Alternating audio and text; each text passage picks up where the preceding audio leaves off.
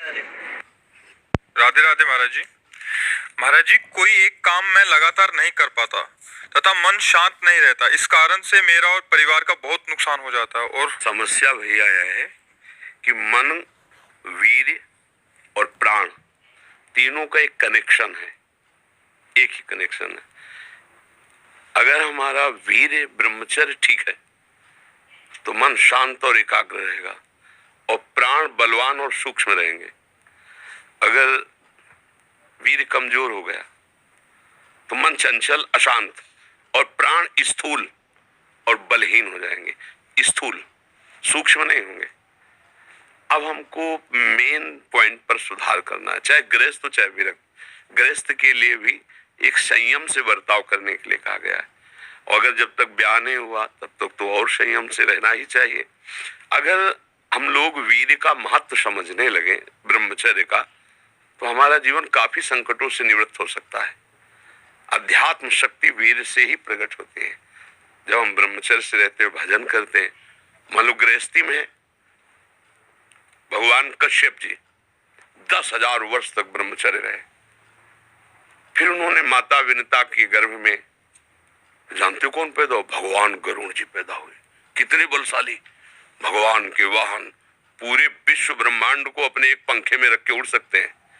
10,000 वर्ष भजन किया तो फिर गरुड़ जी पैदा हुए। अगर गृहस्थी में भी है, संयम से रहकर भजन करके, फिर तो बुद्धिमान, ज्ञानवान, बलवान बालक पैदा होगा। मुझे लगता है ब्रह्मचर्य की तरफ से हमारे समाज की दृष्टि हटती चली जा रही है। मनोरंजन के भाव में वो ब्रह्मचर्य, इसलिए हमारा मन अशांत। बोलो अब इस समय आप यौवन अवस्था में हो, इस समय तो उत्साह रग रग में रहता है, नहीं, चेतना रग रग में रहती है। हम नए बच्चों को देखते हैं उत्साहहीन, मतलब जैसे डिप्रेशन में हो। चेहरा देखकर ऐसा लगता है जैसे परेशान हो। क्यों परेशान है? क्योंकि आंतरिक जो शक्ति सपोर्ट करने वाली नहीं। अब मन जिस विचार में फंसा देता है, बिना मतलब फंसाए, कोई भय नहीं, वो भय दे रहा है। कोई शोक का कारण नहीं, वो शोक दे रहा है, चिंता दे रहा है। किसी भी कार्य को करो, इतना संशय पैदा कर रहा है, पता नहीं काम सफल होगा कि नहीं सफल होगा, कहीं ऐसा तो नहीं हो जाएगा, कहीं ऐसा तो, वो अशांत रखता है। और जब ब्रह्मचर्य, ऐसा कैसे हो सकता है? बल है ना, अध्यात्म बल, शारीरिक बल की बात नहीं कहते।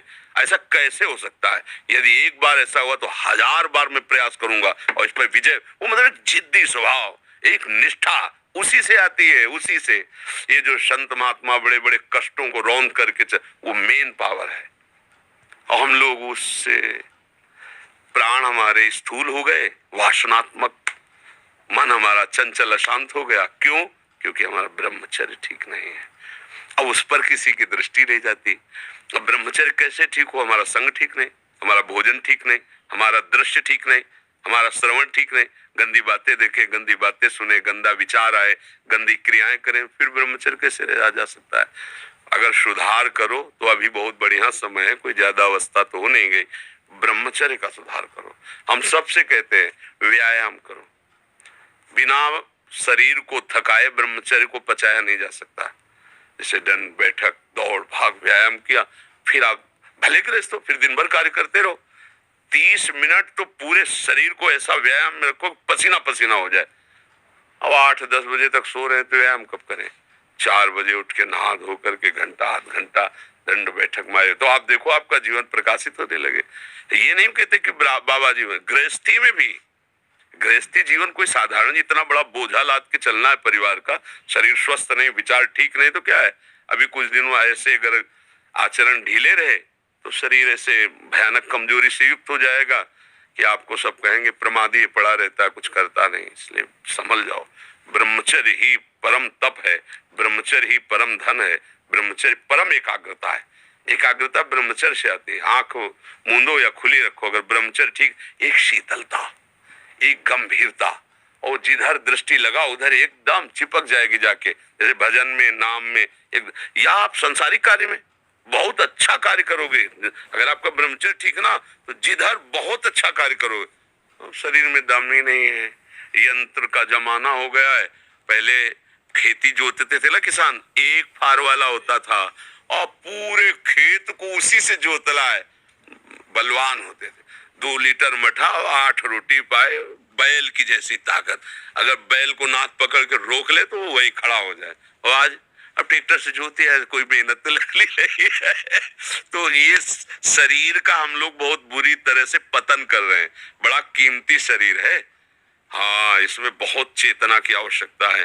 संसार में रहते हुए भगवान का सत्य का मार्ग चयन करके हमें भगवत प्राप्ति करनी।